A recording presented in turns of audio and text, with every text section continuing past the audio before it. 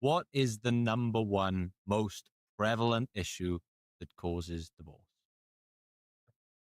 It's funny. Whenever I'm asked this question, even in just polite conversation, people will say to me, like, hey, you've been a divorce lawyer a long time. I'm married. What's like the main thing? What's the main marriage killer? What I always tell people is that people break up or disconnect from each other the same way that they go bankrupt, which is very, very slowly and then all at once. It's like they just have this slow, like no single raindrop is responsible for the flood, but the flood comes. And there are these big marriage killers like affairs, infidelity, big financial improprieties. And I wish I could say, I actually think I'd feel safer as a human being if I could say, yeah, like a perfectly happy person could be in a relationship and then all of a sudden, like this beautiful woman comes by and all of a sudden I'm like, oh, forget my wife. Like, look at her. It's not how it works.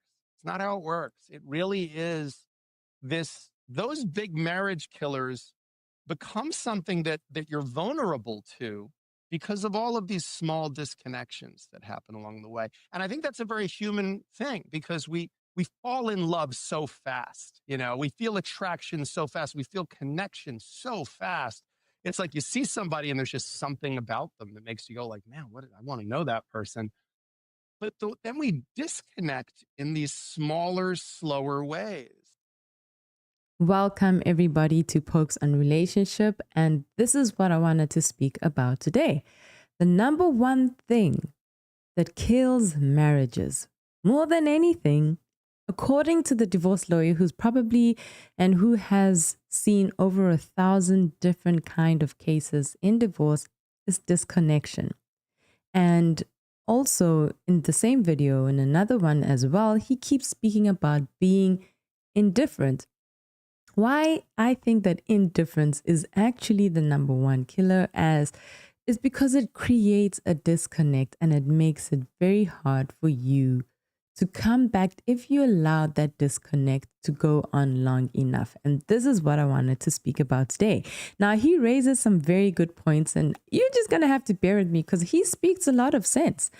The funny thing is, if your car is broken and you go to a mechanic, right? Obviously, the mechanic is the person that you're going to ask, okay, so wait, what can I do to make sure that my brakes don't fail?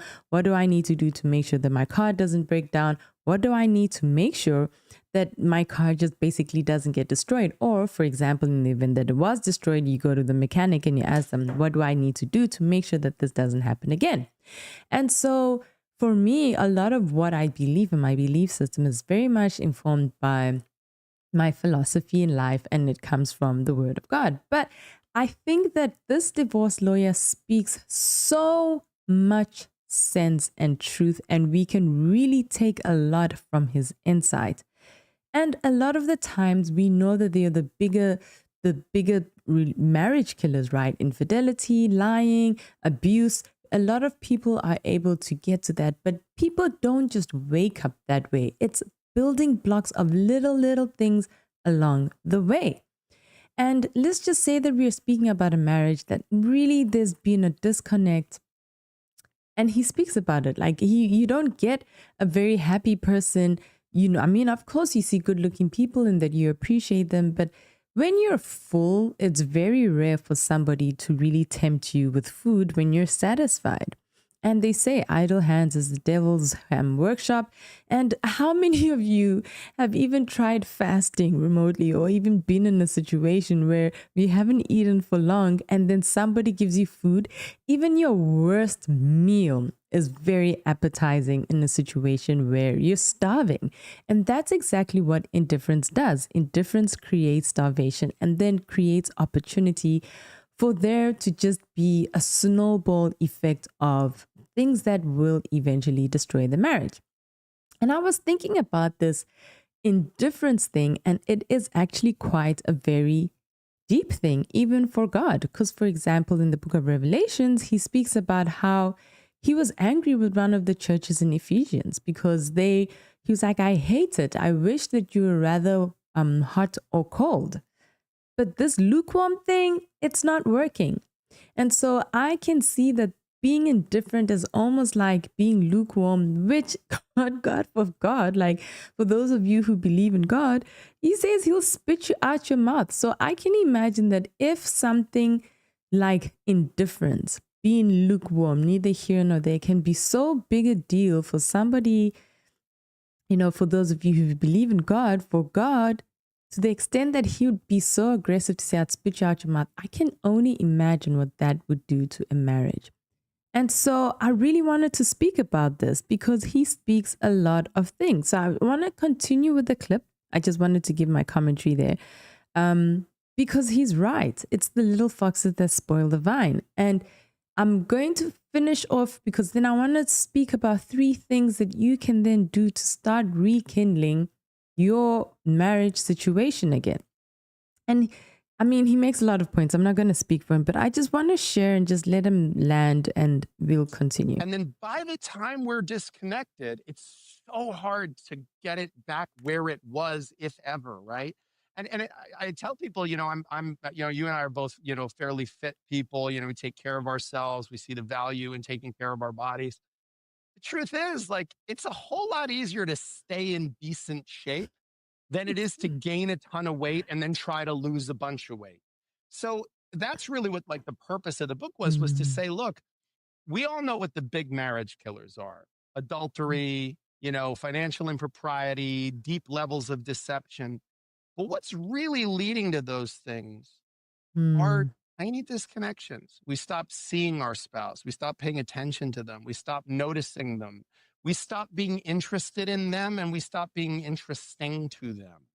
And those are the things that it's actually, I think, easier to fix. Like, it's easier to fix these little disconnections than to try to fix those giant marriage killers. So it's a long answer to a simple question, but when people say to me, what is it that kills marriages? What is it that leads people straight to your office? The answer is disconnection. So I really wanted to speak about that. I want to speak about disconnection and how I've got 3 points that I think that really it's the little things that make a difference. And I want us to really just go back to this to say, okay, you in your marriage, you're in a situation and there's a disconnect. There's an indifference, and you didn't just wake up and become indifferent or disconnected in your marriage. Something happened. You stopped being appreciated. Your little efforts just went unnoticed. Or perhaps there was other strains that came into your relationship, and now you're more focused on these big strains and these challenges that are now affecting your relationship, and you have missed each other. You don't see each other anymore. And the truth is, he's right. It's like, have you ever gained so much weight or been in a situation where it would have just been so much easier to just maintain the status quo versus just messing it up and trying to fix it? And so I want to mention 3 things. And the first thing that it seems like you would think that it's so simple, but it really goes a long way. And that's just literally 2 words. Thank you. Thank you. Just saying thank you for the little things. Hey, thank you. I noticed that when I came, you had folded up my pillow and I was going to do it, but you just did it for me. And I noticed that. Thank you. You would be so amazed how the little things go a long way. I read a lot of people who leave love notes for their spouses when they're on their way to work. Those little things go a long way. Those are the things that you started doing in the beginning that made dating exciting. I think more than anything, do it more in the marriage, because now that hopefully is for life, and you there's that commitment, and it's for free. It's not expensive to say thank you. And so these are the little things that if you actually just did them in increasing measure, you would really save yourself a lot of heartache in the event down the road where they could potentially lead to disconnect. The second thing that I can definitely tell you definitely works, because I have a legal background too. And these are the things that people always, speak about, and they say, appreciation, just feeling very unappreciated, a feeling not seen. And there are some times where there can be circumstances where it's not within your control. It's just what you got to do at the time. So, for example, perhaps you always thought that you would be staying together with your spouse, but now because of circumstances, maybe because of job reasons, you've had to go and move somewhere else, or your spouse is working somewhere else, or they're working long hours and you barely see each other. Something as simple as, hey, I really appreciate that. I know you hate your job space, but the fact that you go every day because you want to show up for this family, I think that can really speak volumes to your spouse. Or if you're the one that's at home, and just say, I know that it might not be easy just being stuck in the house every time, but I want you to know that I appreciate your efforts and it doesn't go unnoticed. I mean, every person wants that in the workplace, and then not just saying it, but showing it, being kind. Like, whatever happened to being kind to each other. That's the second thing that you can do. Is like, I love how patient you are with the kids. Something that, obviously you just admire in them. I know if you're in the place where you just feel so dejected and so discouraged about your marriage, it can be something where you're like, nah, I really don't want to have to like tell him that stuff because you're afraid of rejection, or perhaps you've been rejected before. But here's the thing, is that in marriage, rejection is a guarantee. It is a guarantee. But what would happen if you did it and things actually changed? And even if things didn't change, at least you know that you did everything to give your marriage a fighting chance. And honestly, I tell you these things, these are tricks and tips. They do work. And then my third suggestion is just quick check-ins. Okay, there's no need to wait for it to get to a major event or a major argument to really find out, like to have a quick check-in. Have regular check-ins. Just say, hey, can we just have a quick check-in for like 10 minutes? Like, how are you really? How are you doing? Do it while you're holding and while you're giving a kiss on the cheek. That always works. It really does work. Or if you find that they may be affectionately distant, do it. Give them a cup of tea or something that they enjoy. Do it touching, basically, is what I'm saying. And just have a quick check-in. Hey, how are you doing today? I noticed that you're pretty stressed. Are you okay? Anything that I can do to make you feel better? Just have those regular check-ins, and not just check-ins about that, but also check-ins and, hey, how are we doing? Where are we at? Asking those right questions, because these things can actually save you so much. A lot of the times, like the reason why they give you tests at school in the first place before an exam is so that you can have regular check-ins and you can have, a system of knowing how well you're doing, so that you know how much harder you need to work. And to have these honest conversations, to ask yourself and to ask your partner, how are we doing? And not to become defensive about those conversations, and to say, okay, how are we doing? And if we're not doing well, how much of that is on me? And how do I need to change? Perhaps you're stressed at work and you need to do a better job either communicating how that work is frustrating you, or you're bringing it home and you're taking it out on your partner, or the fact that, you don't have work, or it might not even just be work. It might just be that, hey, I'm feeling a little bit disconnected and I'm not quite sure why.